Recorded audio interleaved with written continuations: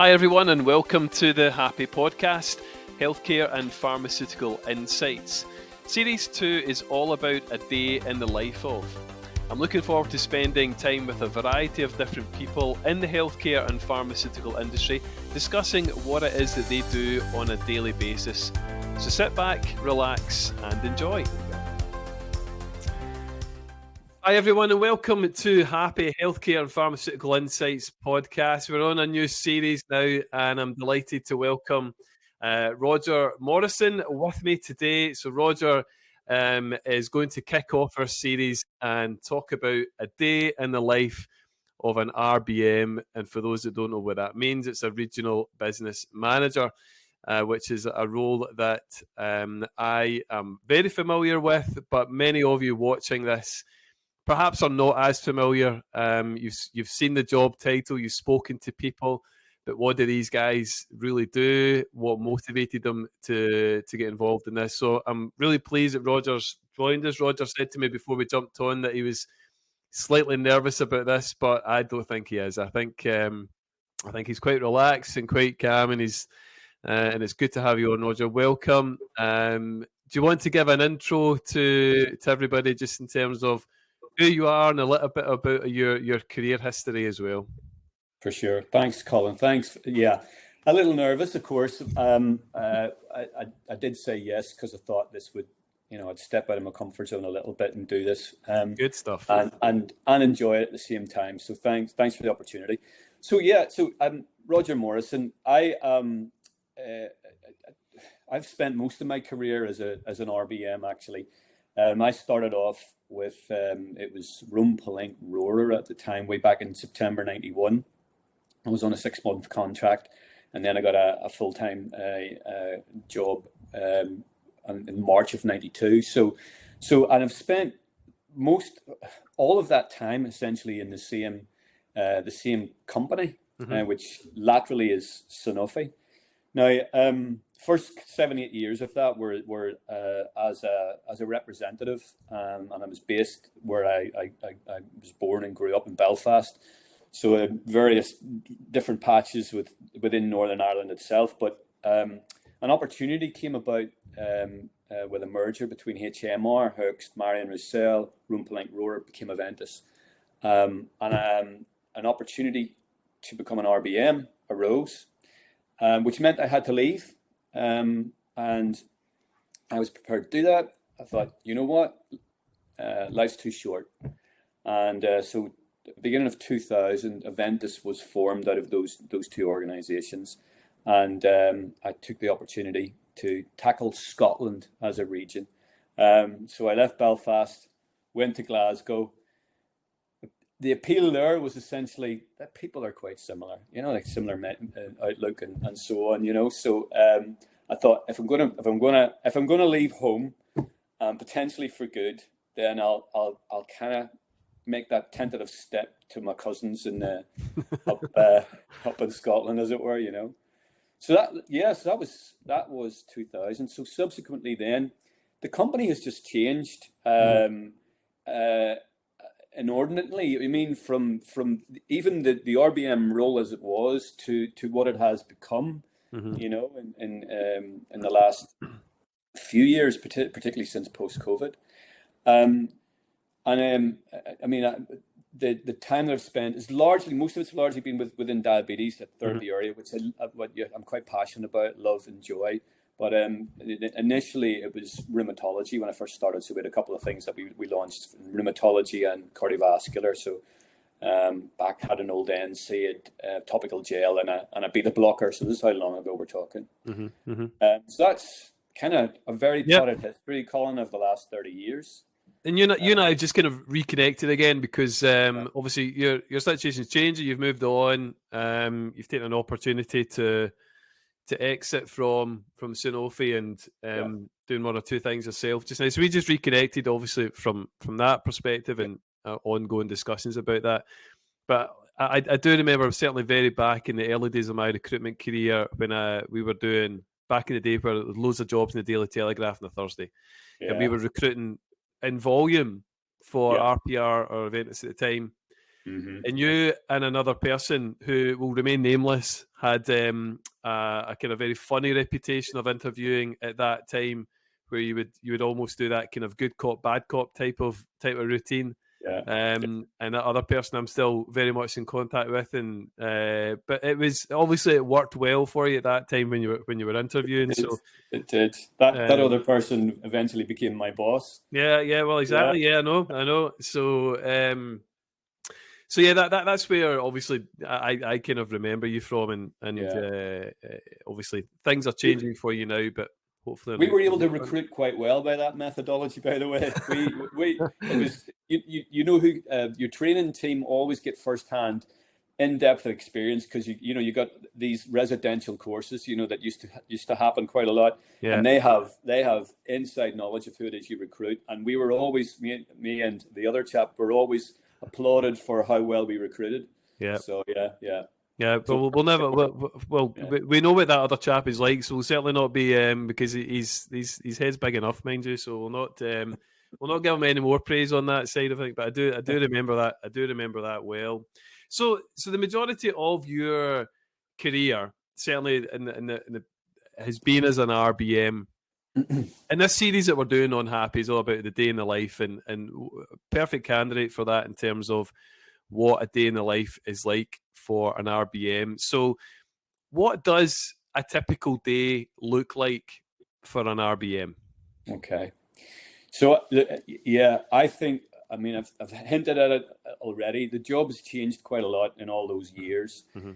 And to be honest, I'm not sure whether there ever was a typical day, which was part of the attraction. But there were typical things that you had to do. But each day was largely different. The fact of the matter was that you spent a lot of time on the road. So core things that we needed to do were field visits. Mm-hmm. So that was kind of 3 to 4 days per week, and then one day where you had to do your analysis and your planning. So activity analysis, sales analysis, and planning ahead for essentially your own meetings, and taking all of the things that you'd learned that week about the people in the business, and plotting forward essentially interventions that would mean ongoing progress. So that's very early days. I mean, and I think that's still, those things are still the core of the job. Yeah. Laterally it became more complex because there was greater demand on your time. I'm talking right up to when I finished with Sanofi there in December. Greater demand on your time from other functions, and to move the business further forward, and to constantly change and adapt. I mean, the last few years, no question about it, there's been a big challenge for everybody. Yeah. So it's kind of everybody, all hands on deck to try and move and get the feedback that's necessary, and understand what's happening with our customers in order that we push and move in the right direction. So typically, I think field visits, business analysis, business planning, thinking about your people and their development, and how you can assist and support that, core parts of the job role, no question about it. And I don't think that will ever change. It shouldn't change, in my opinion. So when you were an RBM, did you, within your team as well, did you have a trainer within your team, or did that fall under you as well? Because I know, back in the day when the volume of reps is certainly considerably higher than what it is now, you would have an RBM, and you would also have a trainer within that team as well. Did you have that, or did that fall under you? Yeah, it did for a short while. We had 4 that were kind of geographically based, right. Okay. And so we would have our own. This has come back in the very early days of Aventus, for example. But over time, if you like, the responsibility, accountability for that training and not the training, but more the coaching fell definitely to the RBM. Yeah. But those field trainers, those field-based trainers would assist with those coaching field visits, and then any other training interventions that were required. So I think they came and went over the years, depending on the needs of the organization. You know, it has evolved quite a bit, hasn't it? Because it's gone from, you had a trainer and you had this person, that person. Now RBMs, are wearing so many different hats. They're a trainer, they're a mentor. Some of them are going to see customers as well on a more regular basis. They're doing that kind of player manager type route as well. Whereas back in the day when I was talking about you and interviewing, it was very much you're an RBM because you had so many. What was the most amount of reps you would have had in your team back at that time? About 12. I got topped out about 12 at one stage. Yeah, that's a lot. I mean, that's a lot, and that was all within Scotland then. Mm-hmm. Yeah.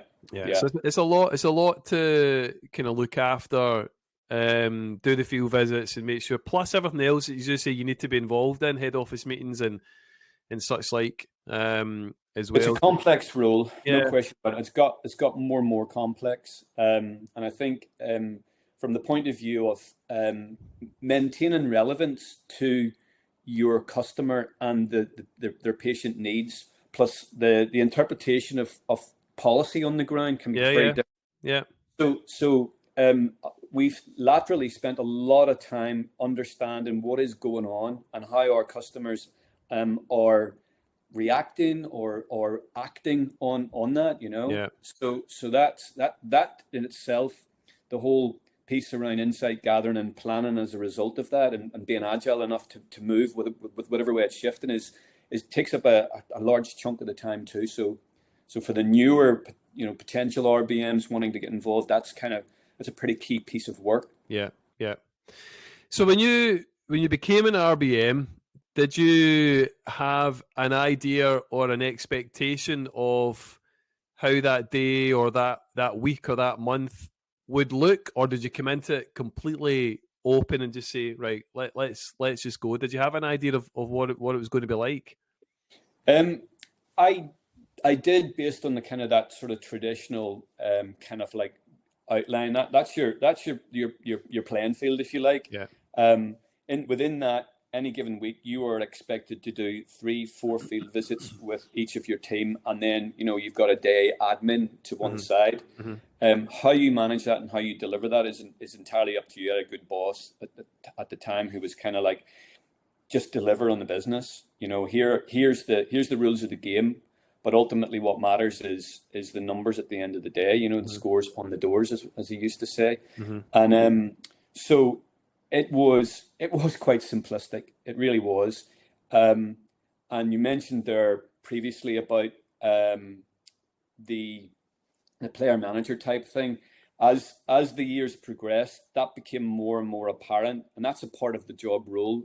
Particularly later in the last few years, I really enjoyed, because we moved from this is your plan, this and this is how the guidelines for you as a representative to deliver on that plan, and it was kind of quite siloed a lot of the time. Same with how we operated within the region, kind of internally competitive, siloed, and old school stuff, but totally unacceptable now. You wouldn't be able to work like that. So the idea of the job as it is now is all about collaboration and achieving an organizational goal for that business, to the point whereby we all co-create a plan. The team, the extended team of MSL and NHS Access Manager, plus marketing, plus my own boss, and we all have a role within that, And for me, the bit that I enjoyed most was, right, who do I need to see, and what do I need to deliver as part of that plan? Yeah, we're the whole hierarchy is flattened here. We're all on this together. And that to me is the nice way that the job has gone. It's not without its challenges. There's no question about that. But it's always been the greasy pole, as it were. Yeah. Did you find then? Because obviously you did the job for a while. You're part of the same company pretty much all your career. And you've obviously just left that role fairly recently. you must have seen a huge amount of, or maybe not actually, but you must have seen quite a bit of change in terms of what you were able to do in that role from day one of you being an RBM to when you left fairly recently. You know, it Yeah. was. Did you find there was more things coming in to maybe either restrict you or, you know, make it maybe a little bit more difficult to, you know, Yeah. to do what Yeah. you thought was a good RBM? I think there were it's definitely much more complex. Mm-hmm. And what I mean by that is there are more competing priorities for your time. And so yes, it became more complex and yes, more difficult because of what needed to get done, Yeah. you know. Okay. And on face value, it's kind of like everything could potentially look like a priority, and that's where you need the team, and that's where you need the everybody pulling together to go, Mm-hmm. right, these are the bits that I can handle, and you guys need to take this off my plate. Mm-hmm. You know, Yeah. no, that's the whole piece around having a good, open, honest working relationship with your guys, you know. Yeah. Because I mean, we don't need to state the obvious, but the last 3 years have been hard for everybody. You know, and I think certainly when you're in a leadership role and you've had to do so much of that remotely, and to try and take a team with you from a remote place is also very hard. It's a very skilled thing to do. Whereas when you're out with them, you've got that face to face contact. You know, you're with them most of the time. You bring them together, monthly, quarterly, whatever. Everybody's kind of right. Yeah, we're in the same room. We're agreeing on this together. So you've seen obviously a huge amount of change in that. Yeah. And you've kind of in a way touched on the next question that we're going to be looking at. Was what did you see were some of the biggest challenges as an RBM? Yeah. So definitely. Yeah. I think you've said it, and I've spent some time putting some notes together. You can see me flicking from time to time. My eyes. That's all right. That's good. That's good. Yeah. And I kind of put there's a kind of a thread here running through this whole podcast around early days versus the now, as it were. Mm-hmm. And definitely I'd say early days, and it's probably an ongoing one, is behavioral change, both of your team and your customer, to elicit constant progress, you know, and just for people to get better and better and better, and me included, you know. And of course, you're looking for that from your customers too. But you're right. Since COVID, there's reduced customer access. Right? It's kind of how do you grow the business with less access, or definitely limited access to your customer base. Mm-hmm. And that's quite a challenge now. And that's where I mentioned to you earlier about all of the feedback from customers, and what is going on is absolutely essential to be fed up the line, so that the right decisions can be made, and the right interventions and right support can be placed. And a lot of this has gone remote, omni-channel, digital based, but it's kind of, the important focus here is to remain relevant to the customers through all of this. And certainly within diabetes, there's a real demand for patient support, for example. And it's delivering that simply and promptly for your customers. And I think you know, the solutions and the digital solutions that sit in and around that, there are so many. You can't just have one thing to satisfy customer experience, as it were. You need to understand your customers, and you need to understand that approach. And it may not be the satisfactory one-to-one call that you traditionally would be used to. It might be multiple kind of touch points as best you possibly can within the rules of the ABPI to manage that customer, as it were, or those customers. Does that make sense? It does make sense. It actually ties in quite well with the series that we've just done previously on innovation and trying to come up with different ideas and different ways to, to take that. It sounds a little bit kind of almost X Factor type, but take that customer on a different journey as opposed to what you've done in the past. Yeah.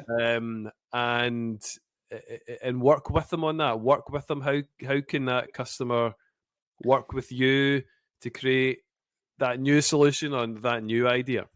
Absolutely. So I mentioned earlier about insights. So it's the insights that are relevant to any kind of local health economy, or even within that, what it means to your customer. So that relevance and the value that you add is by showing a complete understanding about what the customer is facing, and the idea then is to be is maintaining that relevance and kind of partnering with them if you possibly can, having a different level of dialogue. It's not necessarily where previously it would have been my agenda, company agenda, industry agenda, product first, bang, bang, bang, it's key messages. No, it's about, let me understand what you're really truly facing here, and what your patients need, and let me work with you about a relevant solution that we can provide. And it may not be for all of your patients, but it's certainly going to be a much better, more valuable dialogue than we've ever previously had, because we need to. It has to be. I mean, I think if I think about it from my daily job, if you want to say, and if people were coming to me and saying, "Listen, we recognise the challenges that you guys have at the moment. So what we've done is we've managed to develop something that we think can help you," as opposed to going in and saying, "This is what you should be doing." And there has to be more of an empathetic approach to that, I think now. And not just because of COVID, but obviously the NHS at the moment is front and centre of everything that is getting discussed at the moment from a media perspective. So it has to be there. But there is still, as I've said in a few podcasts before, there's still a huge need for good pharma representation within our NHS.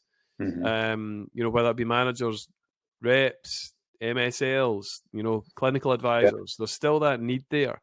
Absolutely. Just right now, as we're speaking quite acutely, then we're very aware that that's getting harder for pharma companies to get that message across. Definitely, and I think that's where you need to understand those networks, and it won't be your traditional customers. I mean, you can barely get to see a GP as a patient, let alone as industry, but it's understanding those networks and creating, if you like, that connection around what are you all trying to do, as a collaborative. You're all now ICBs, which in itself is basically collaborative amongst all the different functions. What are you trying? What are your priorities? For me, laterally, what are your priorities in diabetes? Understand that, and then what do you do then practically on the ground to make that happen? And the more digging around that you do that on your own without wasting their time, the more valuable that you will appear and be. And then you've got every right then to sit down and have that conversation. How are we going to work together? Without a doubt, absolutely. And this is good. I mean, because this all makes sense, and just kind of leads me on to the kind of the last point that we're going to look at is somebody watching this just now who, and I speak to them, who they're aspiring to be a manager. They want to take that next step up, as you said, on the greasy pole, or somebody who's maybe just relatively new into management. They're maybe watching this, perhaps struggling a little bit just now, with different aspects of it. What advice would you give to those individuals just now, Roger? For somebody who's got all that experience, what advice would you give to those people right now? So look, it was relevant and still is.